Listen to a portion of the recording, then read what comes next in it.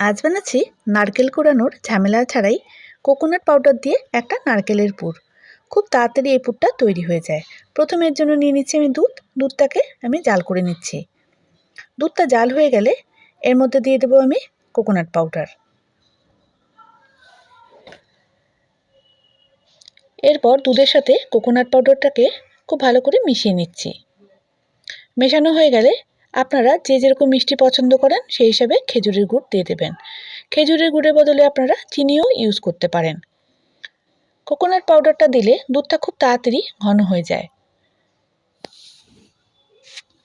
তারপর গুড়টাকে দুধের সাথে আর কোকোনাট পাউডারের সাথে খুব ভালো করে মিশিয়ে নিচ্ছি। দেখুন খুব তাড়াতাড়ি দুধটা ঘন হয়ে গেল। তারপর গ্যাসটা বন্ধ করে এটাকে অন্য একটা পাত্রে ঢেলে দিচ্ছি ঠান্ডা হওয়ার জন্য। খুব তাড়াতাড়ি নারকেল কোড়ানোর ঝামেলা ছাড়াই তৈরি হয়ে গেল নারকেলের এই পুরটা কোকোনাট পাউডার দিয়ে। আমার চ্যানেলটা ভালো লাগলে